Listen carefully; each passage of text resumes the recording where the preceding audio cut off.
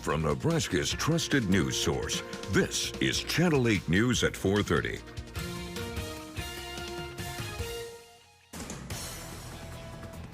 Now at 4:30, a Big Red battle. Husker baseball taking on a major challenge. How they're doing in their home game against South Dakota right now.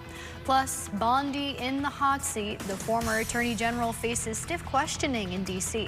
What she's revealing about her handling of the Epstein files. Also, heading home, what strict regulations patients exposed to the hantavirus outbreak will have to follow if they leave quarantine early. But first at 4:30, Husker baseball takes their first big step on the road to Omaha. Happy Friday, everyone. I'm Mackenzie Johnson. Thanks for joining us. The Big Red facing South Dakota right now at Haymarket Park. They're hosting their first NCAA regional in 18 years. Now, after a little bit of a muggy day here in Lincoln, we want to know what the rest of the afternoon is going to look like for this game. Let's check in with Chief Meteorologist Rusty Dawkins for the forecast. Rusty? Yeah, spot showers and isolated storms have been happening on and off throughout a good portion of the afternoon. Dry right now, but that may not stay that way. So we do have isolated storms possible all the way through 9 p.m.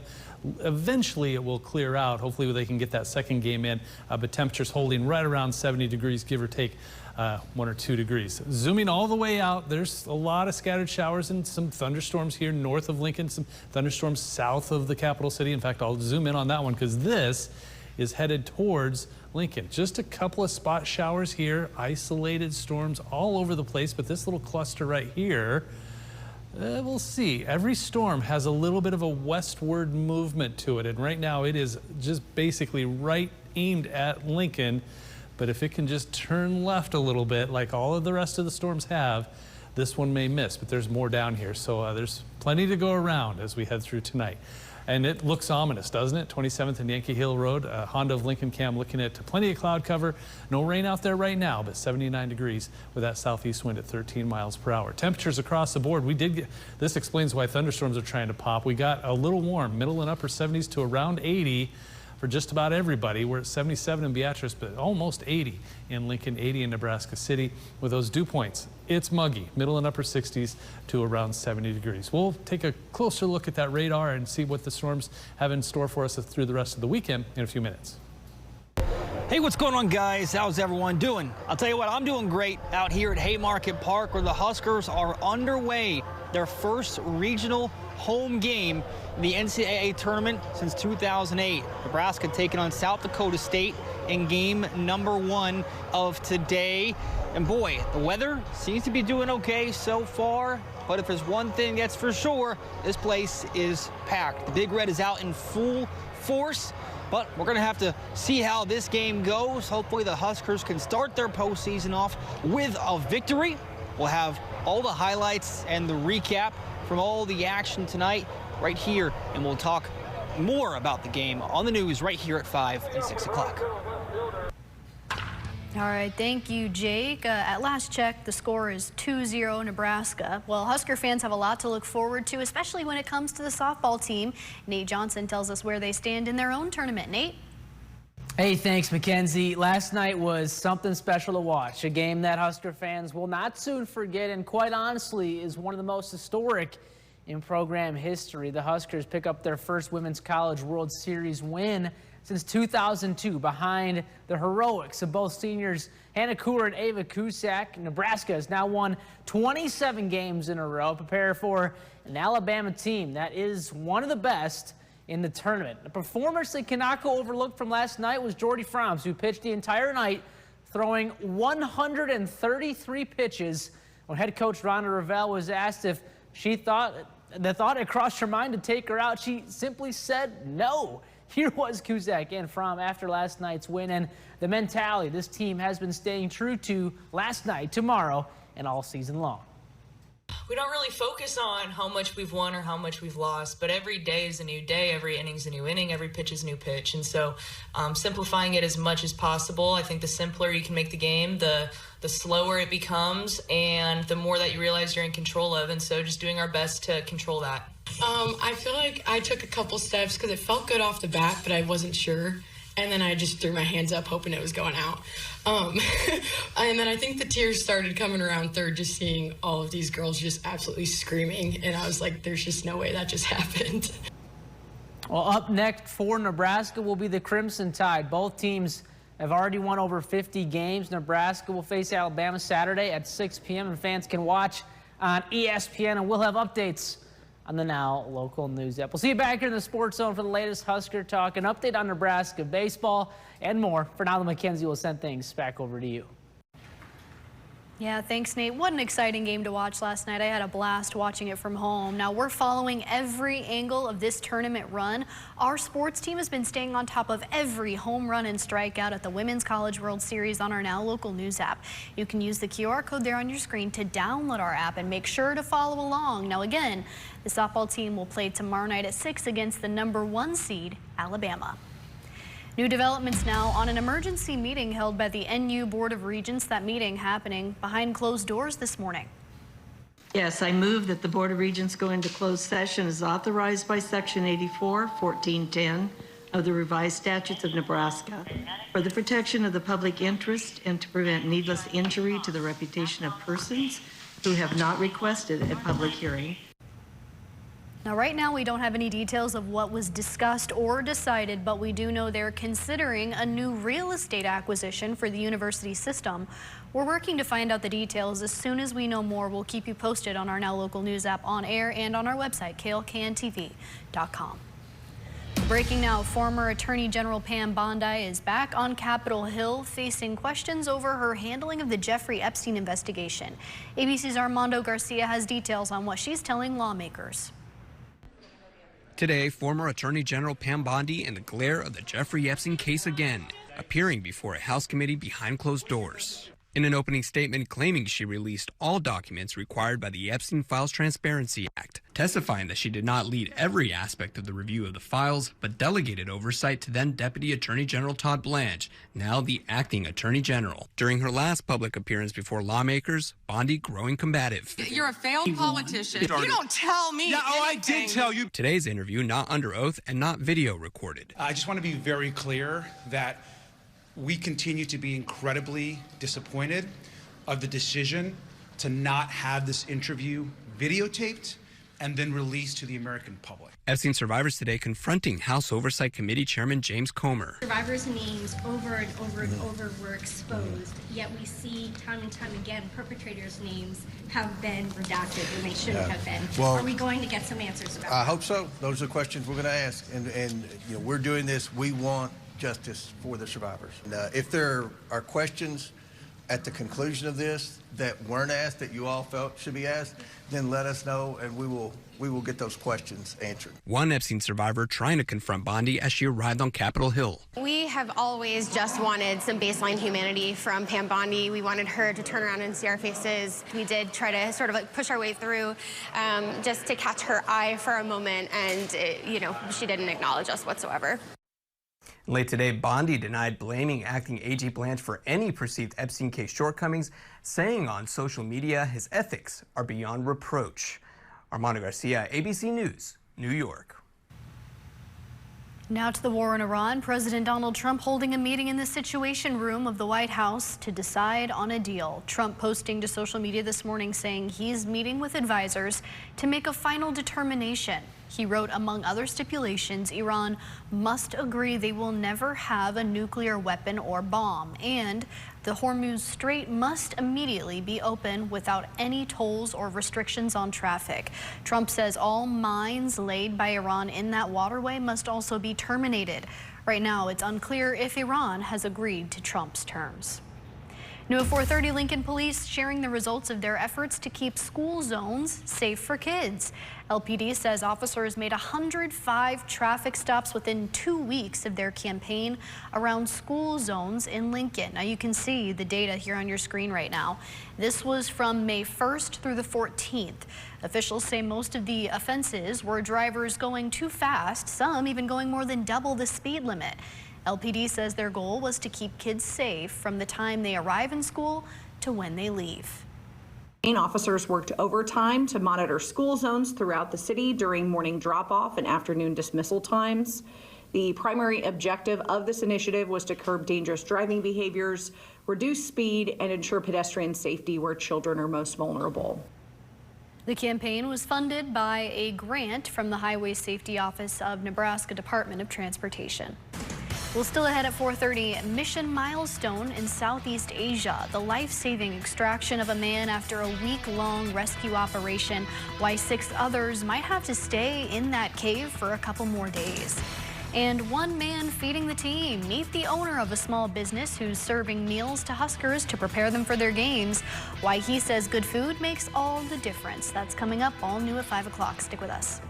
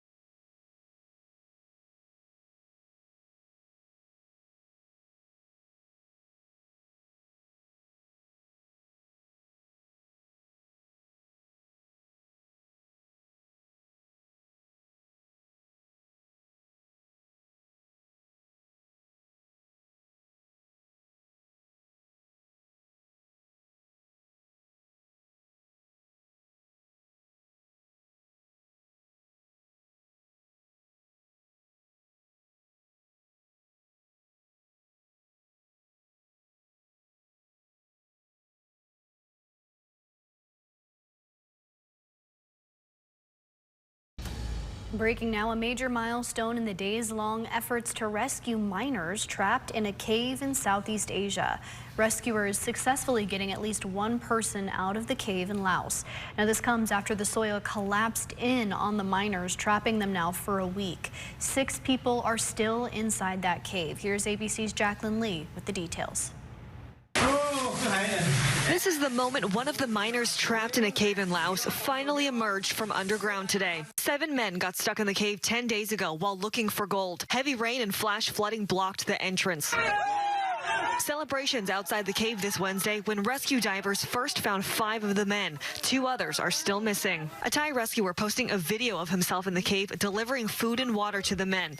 Rescuers acting as couriers of sorts, delivering food, blankets, water, and messages from loved ones. You are so good. The logistics in the cave described as brutal. The cave is not only very tight, but also a fractured network of tunnels. The men trapped more than 800 feet from the entrance down a steep 45-degree subterranean slope. The men tired and weak. You'll need a good dive support team. You need space and equipment to be able to recharge air cylinders or oxygen cylinders if you choose to bring them out with oxygen, supporting their systems and things like that. And that takes time to organize. Rescue workers setting up a system to try and drain the cave. They say they're also considering teaching the men the basics of scuba diving to get them through some of the tightest and darkest points. As for the first miner rescued, we are told he is okay per the rescue coordinator, but his medical examination is ongoing. Jacqueline Lee, ABC News, Los Angeles. The 18 American passengers exposed to the hantavirus outbreak can return home starting Monday, but officials say their home states will have to post a police officer or public health worker outside of their homes 24 hours a day for 3 weeks. That's how much time is left in their 6-week quarantine periods. So far, only New York is saying it won't do that. Right now, all the passengers are in quarantine at the University of Nebraska Medical Center. At least 2 of the patients have asked to finish the period at home. Time now for a look at our full forecast, including this weekend. Let's head on over to Chief Meteorologist Rusty Dawkins to see what's in store. Rusty?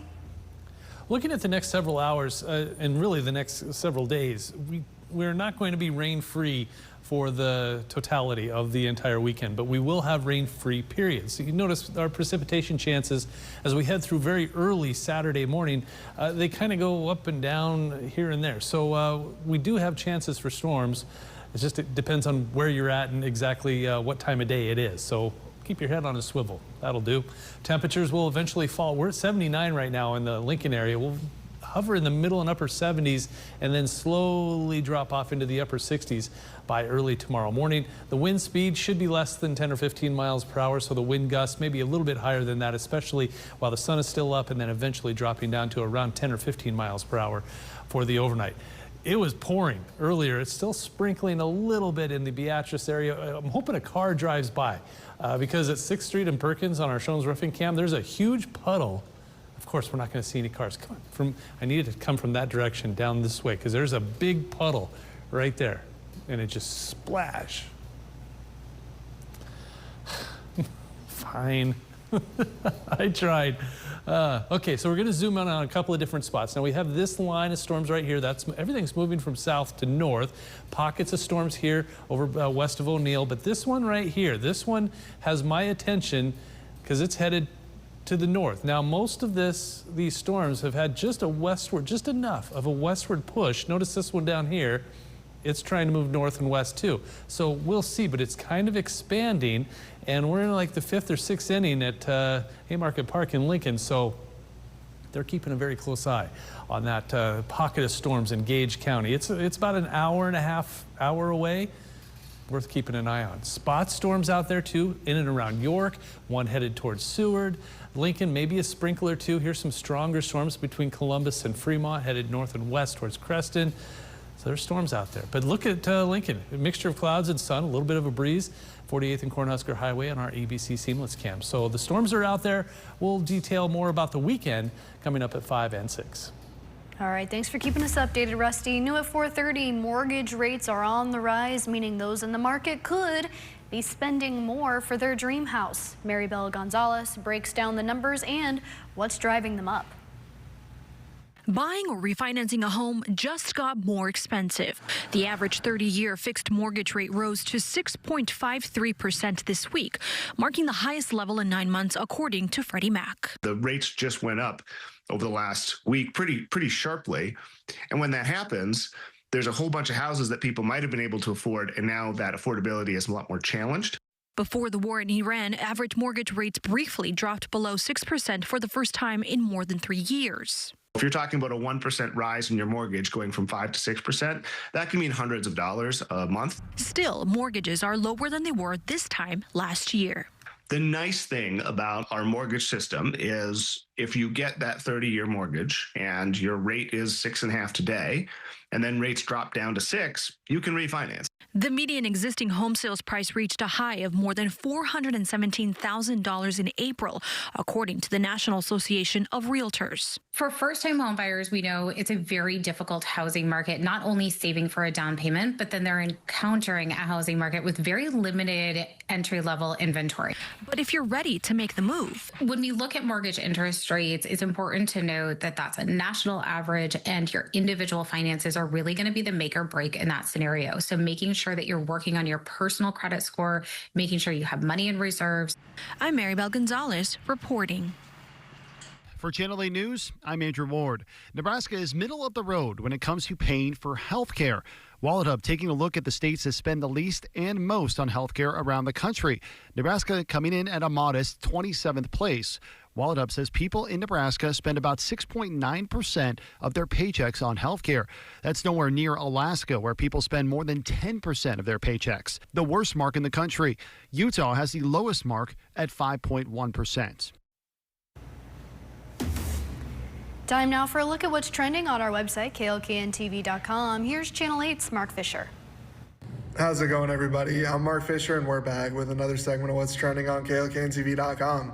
First up, the number 4 ranked Nebraska softball team topped number 5 Arkansas in extra innings on Thursday night, beating the Razorbacks 5-3 at Devon Park in Oklahoma City. In the bottom of the 10th inning, senior captain Ava Cusack hit a walk-off 2-run homer to give the Huskers their first Women's College World Series win since 2002. As a team, Nebraska racked up 8 hits and committed 1 error, while the Razorbacks also totaled 8 hits and 1 error. Jordy Fromm held down the circle for the entirety of the game, pitching 10 innings while striking out 9 batters. She threw 133 total pitches. With the win, Nebraska moves to the winner's bracket, matching up with number 1 Alabama on Saturday. Also getting clicks, the Nebraska Department of Health and Human Services on Thursday issued its first round of summer electronic benefit transfer benefits. Summer EBT is available for families with eligible school-age children to help them buy groceries during the summer months. A one-time payment of $120 will be issued for each eligible child, covering the summer period. For more information on summer EBT benefits, click the link in this article on our website. You can read about these stories and much more on our website at klkntv.com, but for now, we'll see everybody next week with more trending stories. Well, you know what's also trending right now? The USPS is launching a month-long dog bite awareness campaign, and that starts on Monday. Last year, they say delivery drivers were attacked by dogs more than 5,200 times across the U.S. The top cities where those dog attacks have happened are in Los Angeles with 70 bites, Dallas with 50, and Denver with 45. Now, thankfully, Lincoln is not on that list. But USPS says if carriers feel unsafe because of a dog, your mail delivery can be suspended. We'll be right back with a final check of the forecast in this game day. And then new at 5 o'clock, we're looking at finalizing the field for the Huskers. We'll get a behind-the-scenes look at all the work that goes into getting Haymarket Park ready for Husker games. You'll hear from a top Husker athletic official on how they keep the fields fresh. Stick with us.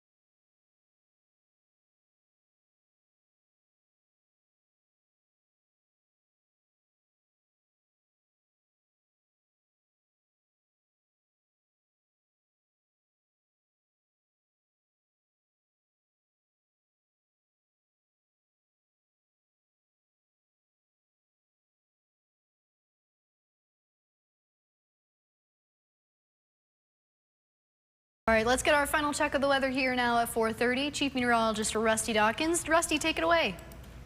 Closely keeping an eye on this right here. Not a huge lightning producer, so that's good news for the baseball games that are going on in the capital city. And this is, as expected, trying to take a little bit of a left turn, but notice starting to see more development just off to the east here. So there's no way that they're going to see zero rain for those baseball games. So keeping an eye on it. And here's kind of what is expected. Scattered showers, very isolated thunderstorms all the way through a little past sunset. I think after sunset, most of this will diminish. And then we're watching just off to the south and west. Another wave comes our way overnight. This is not expected to be severe, maybe 1 or 2 gusty winds, but notice how it just kind of expands there as we head into early Saturday morning. So if you get woken up by thunder early Saturday morning, you now know why. All right, thank you so much, Rusty. Now that's going to do it for Channel 8 News at 4:30. Rod Fowler coming up next, along with our reporters and citizen journalists. We'll be right back in just a few. With Spectrum, this summer I'll never miss. Never miss Brazilian flavor.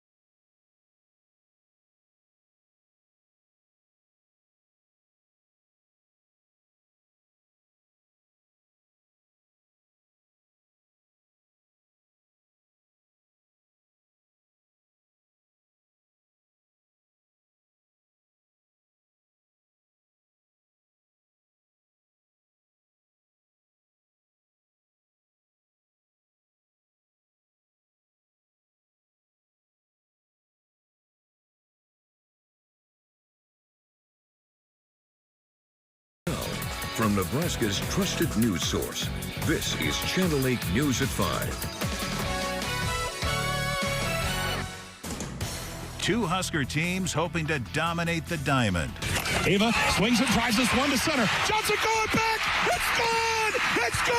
Softball goes yard, while baseball battles it out with the Jackrabbits, two teams that have the nation in the pocket of their gloves. I'm Nate Johnson. Don't look now. Nebraska's softball is rolling after their insane win. What they have to do to repeat that magic against the Crimson Tide. I'm Mackenzie Johnson. The power of the burrito. You got to get your protein in you, so they'll be cranking some home runs probably this week. The item helping the Husker baseball team power up before today's game. Field of Dreams. I'm Danielle Danielle Da Silva. Hear how one college baseball team is so excited to play on this surface, and hear how the groundskeepers are turning the grass into one of the best fields in the country. And I'm Jay Coleman. Nebraska's jostle with the Jackrabbits is coming to a close. Do the Cornhuskers have what it takes to pull out the W? Channel 8 News begins now. And the road to Omaha travels through Lincoln. The Husker baseball team taking on South Dakota State right now. It's the top of the 7th inning. Nebraska leading 2-0. Good evening, everyone. Thank you for joining us tonight. I'm Rod Fowler. Nebraska baseball and the Jackrabbits are in a battle to kick off the postseason. Can the Huskers hang on? Let's check in with Channel 8's Jake Holman, who joins us live from Haymarket Park. Jake, how's it going out there? That'd be interesting. You know, Rod, I get this strange feeling. This crowd has been waiting for a Lincoln Regional for a very long time. And look, we know they have. This is the Huskers' first time hosting since 2008. And so far to this point, we've got a pretty good one. Right now, Nebraska battling with South Dakota State in game number 1 of the Lincoln Regional. It's been a pretty even matchup throughout. Carson Yass got the start. His day just finished up 6 1/3, 8 strikeouts on the afternoon. It was scoreless on both sides of the ball a third of the way through. The Big Red, though, striking first in the 4th. 3 hits and a couple of runs, and that's where we stand on things right now. Nebraska has a 2-0 lead here in the top of the 7th. Again, Yass's day just wrapped up, so now into relief, Jay Sean Unger. A couple of things, of course, to talk about. Number one, the weather has held up pretty good so far. No interruptions, which is a great thing to see. And another thing, this is just game number 1 of 2 this evening. Ole Miss versus Arizona State on the other side of the bracket will square off later tonight. But, of course, we got to take it one game at a time. We still got some ball to play here between Nebraska and South Dakota State. And you can catch us right back here at 6 o'clock. For now, reporting live here at Haymarket Park, Jay Coleman, Channel 8 Sports. I just heard the crowd holler there. I wonder what happened. We'll find out. You know, it takes a lot to prepare these athletes to compete at a high level. And one of the most important parts, keeping them fed. Tonight, Channel 8's Mackenzie Johnson spoke with a local restaurant who believes in the power of the burrito when it comes to Husker players. Mackenzie? Rod, inside this gas station, which is right next to Channel 8, one guy is turning his hobby into a successful business. And despite only being open for a few months here, Ty's Barbecue and Smashies is already catering for the Cornhuskers.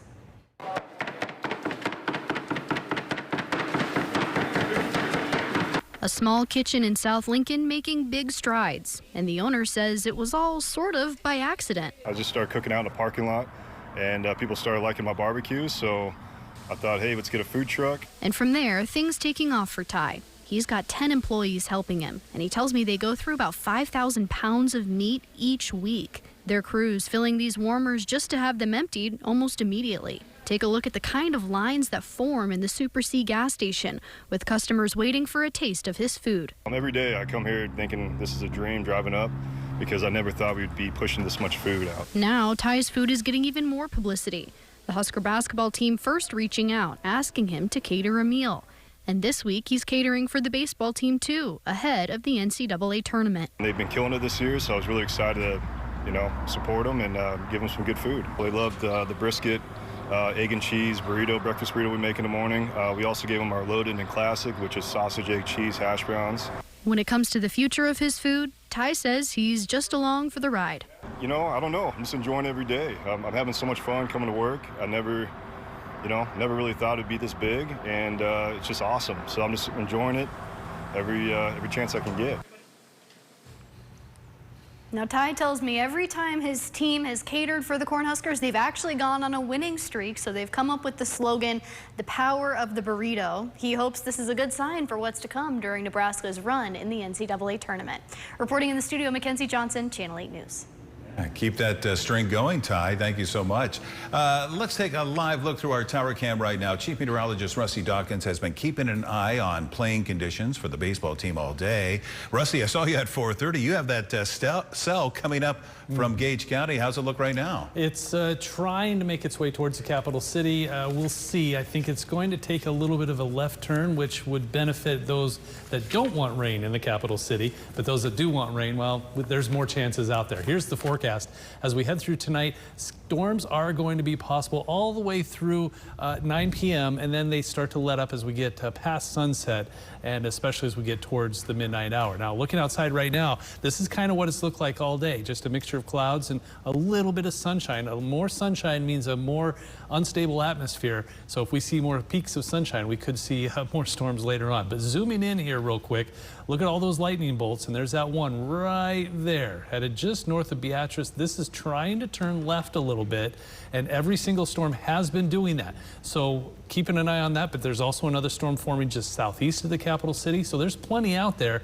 And when you look at all those storms out there, we will be hard-pressed to miss the rainfall in the capital city. So we'll talk more about when to expect the rain in Lincoln, how long it's going to last, and what the weekend looks like in a few minutes. When I got here, it was like really pretty. Just like kind of the surrounding parts of the ballpark are really nice, and I heard the crowds are really good. The playing surface was like awesome, one of the best we've been to this year. Ole Miss players taking in the beauty of the Huskers' home field, but how do they keep these fields so fresh and the stadium sparkling and ready for players and fans? Channel 8's Danielle De Silva sitting down with the person in charge to find out. Well, prep work for a postseason NCAA championship is 6 to 8 months in advance. Matt Davidson is the Senior Associate Athletic Director of Event Management and Operations. There are certain thresholds within the NCAA guidelines that we have to meet for that. And there's just a lot of stuff that goes in behind the scenes. Marketing department, our communications department, our administration, it's really a whole team effort. That means making sure all bases are covered, literally. Davidson says the biggest challenge on game day is the unpredictability of the weather. He tells me that means crew members have to work consistently to make sure the field is prepped despite rain. So right now they're really just trying to protect the field from the rain, and they're doing last-minute preparations to tighten up the edges. So yeah, I mean there's a crew that works on this field throughout the season. It's an excellent crew, and we're trying to have a championship field ready. And that's not all. Some games have a higher number of spectators in the stadium and around it. We knew that this was going to be a heavier tailgate crowd because of the nature of the postseason and there being 2 games each day, Friday, Saturday, Sunday, with the if necessary on Monday. So we added a lot of restrooms and ADA restrooms out in the parking lots to help with that. And what he's most excited for himself? I'm most excited about staying on schedule, right? And but for the most part, just really good baseball. I asked Matt what are the top 3 critical parts of the prep work, and he said they all matter. It's a true collaboration. Reporting from Haymarket Park Field, I'm Danielle De Silva for Channel 8 News.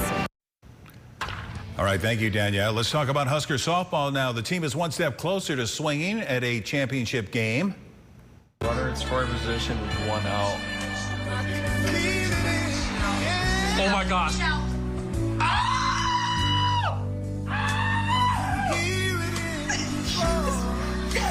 I can go to bed.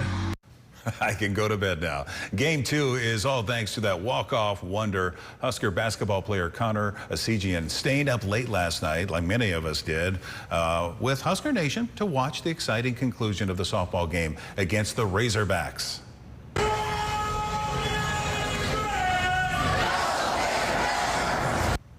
What an electric atmosphere for the hundreds of Husker faithful that were able to catch the game-winning home run in person. And with that big win over the Razorbacks, the Huskers are left with an incredible challenge. 1 seed Alabama stands between Nebraska and a potential semifinal berth. Channel 8 Sports Director Nate Johnson joins us here in the studio to break down how Nebraska pulled it off and what they're going to need to do to replicate that magic tomorrow. Nate? Yeah, thank you, Rod. Well, last night was something special to watch, a game that Husker fans will not soon forget, and quite honestly, one of the most historic in program history. The Huskers pick up their first Women's College World Series win since 2002. Behind the heroics of both seniors Hannah Kuhr and Ava Cusack, Nebraska has now won 27 games in a row and prepare for an Alabama team that is one of the best in the tournament.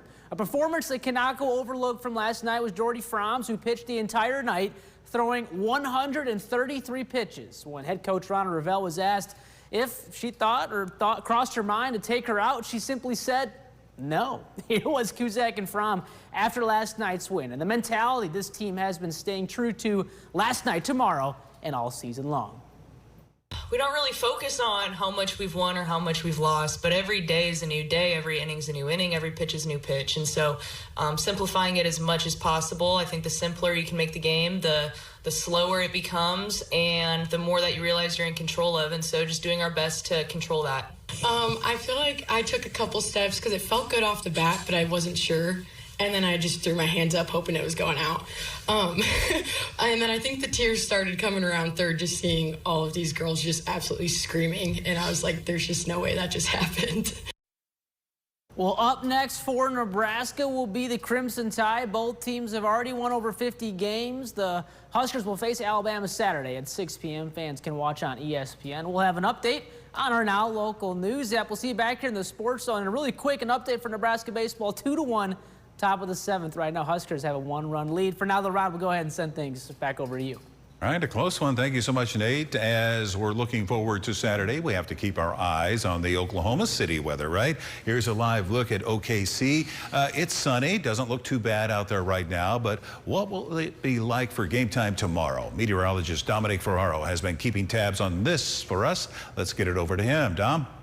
Well, for anyone making their way down for the Husker softball game here tomorrow night, it's going to be a warm one in Oklahoma City. They're going to see high temperatures in the lower 90s, partly sunny skies then for the majority of the game. I know we have first pitch there at 6 o'clock, but as we wrap things up, there's a chance we could see a few showers and thunderstorms for the Oklahoma City area. Hoping for no delays, but best to be prepared. Keep the Husker poncho ready to go. Have ways to receive severe weather alerts while you're down there. And as always, cheer loud for the Huskers. All right, thank you, Dominic. Whether you're in Oklahoma City at the Women's College World Series or here in Lincoln watching the baseball team, we want to see what you're seeing. Scan the QR code on your screen to download the Now Local News app. It's free, and you can send us your views of the action there and get paid for doing it.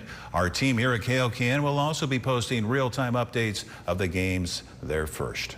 Stay with us. We have more ready for you after the break and a fresh slate of stories in our 6 o'clock show, including record-breaking numbers. There are more kids than ever in the York County court system. What they're doing to make sure they get the help they need. And coming up after the break, heading home, what the big stipulation is for the hantavirus-exposed passengers released from UNMC quarantine. Stay with us.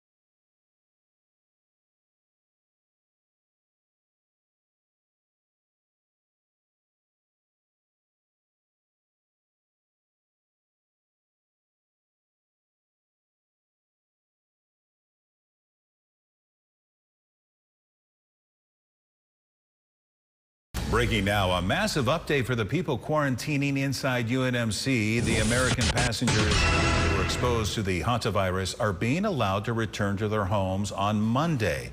Now, the CDC breaking the news to us not too long ago. There is a caveat, though, to the release. They're going to be forced to quarantine in their homes, and to make sure that happens, their home states will have to post a police officer or a public health worker outside of their homes 24 hours a day for the next 3 weeks. We will make sure to keep you updated as we grow nearer to their release from quarantine. New tonight, an executive order against anti-Semitism. Governor Jim Pillen making a statement today along state lawmakers and Jewish community leaders. What do you say we take a look inside here? This was the scene when the governor at the governor's conference room as he signs an executive order establishing standards and measures for state entities to further combat anti-Semitism. A mass of people, as you can see, standing with him in solidarity. Let's take a listen in. We have seen just a ridiculous, unacceptable surge of anti-Semitism across our nation, across Nebraska, and in our high schools and our universities, for crying out loud. It's an emphasis on transparency. The CO requires each institution of higher education and our Nebraska Department of Education to look the problem right square in the eye. The Nebraska Catholic bishops are expressing solidarity with Governor Pillen's order. They're releasing a statement today saying, "We thank Governor Pillen and other civic and religious leaders for uniting our community in peace and friendship, which is urgently needed today." Now, your Storm Alert Team forecast with Chief Meteorologist Rusty Dawkins.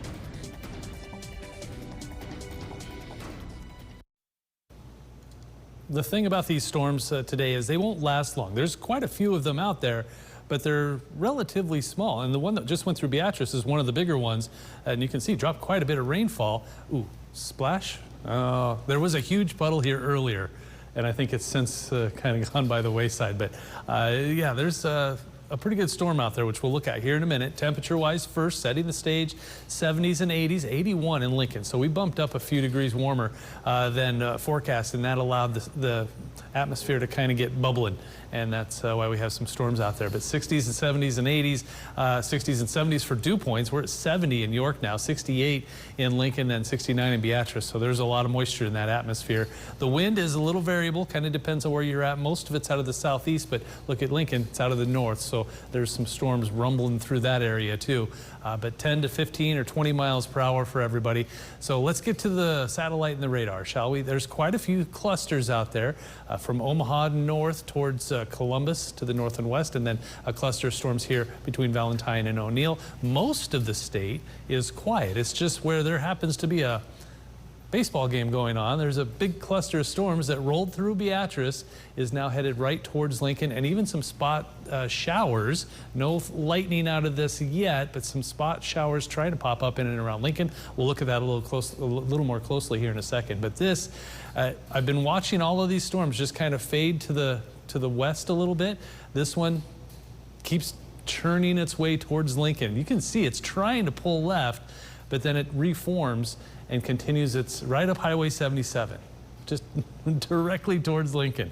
So there'll probably be some sort of delay unless they can get that game done in the next 45 minutes or so. But isolated showers, no lightning out of these yet. These are getting close too. So this is probably the best chance for lightning for southeast Nebraska right now. And this is all coming in a weird way too. Normally we see storms come from the west and move to the east. These are all coming at us from the south, and this is why it looks like there should be a westerly push. But notice this cloud cover right here. It might be keeping everything kind of steering it. There's so much going on in the atmosphere today. It's just crazy. So let's take a look at what's going to happen over the next several hours. Stormcast, showers and thunderstorms lingering in this area all the way through 8 o'clock, 9 o'clock, maybe as late as 10. And then another wave comes through from the south and west. This is overnight. Most of this will be below severe weather limits, but we may see one or two high wind gusts, 60 miles per hour, something like that. And then that quickly pushes off to the east. Another wave tries to move through late in the morning into the early afternoon. Then we catch a break. Maybe some storms just off to the east. And watch this over here. That's another cluster of storms. While meanwhile, these storms try to pop up early Sunday morning. This is late Saturday night into Sunday. That has a chance to be severe. So because of that, a slight risk, and that all the way down into southeast Nebraska.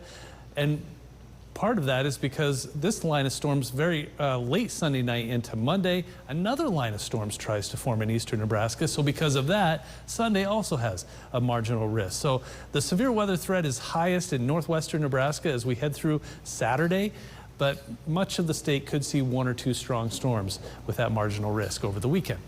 Rainfall, we need it. Looks like 1/4 of an inch to 1/2 an inch a possibility. Spotty storms tonight, 65, warm and breezy. Most of us in the lower and middle 60s, and then highs tomorrow. I think we'll get into the 80s. Early morning, then late storms are a possibility. In between, it's just going to be warm and probably a little muggy and a little breezy as well. So storms early and late, Saturday and Sunday. June 1st, late storms, and then just a small chance every other day. Tuesday, then Thursday, then Saturday, and those high temperatures in the middle and upper 80s. Stay with us. We have more heading your way after the break and a whole lot more in our 6 o'clock show, including Keep On Giving. Give to Lincoln 2026 is officially coming to a close. How much money they have been able to raise so far. Stay with us. Tonight.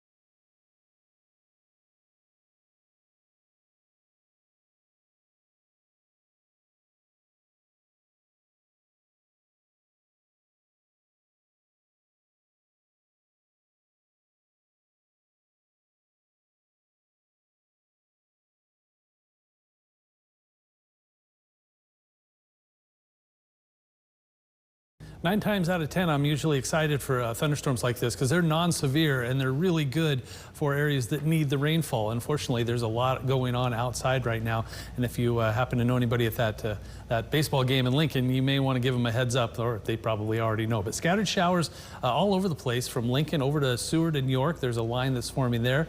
And then that cluster that's moving out of Gage County into Lancaster County, that's trying to head right towards the capital city. Zooming out a little bit, there's more storms trying to form to our south too. So on and off showers and thunderstorms a possibility as we head through the next several hours, mainly for north central, eastern and southeastern Nebraska. Most of the rest of the state is dry, especially for south central and southwest Nebraska. Temperature wise, we're in the 70s and 80s, 81 in Lincoln, 78 in Grand Island. Tonight we'll drop those temperatures into the middle 60s, some 50s just off to the west, and then highs tomorrow I think will be in the upper 70s and lower 80s. So another warm day with scattered showers and thunderstorms, especially the first half of the day in the morning and then again at night, Saturday and Sunday, and some storms are possible into Monday and Tuesday as well. Temperatures in the 80s the next several days. Thank you, Rusty. World News is coming up next. Thank you for joining us. We'll see you back here at 6.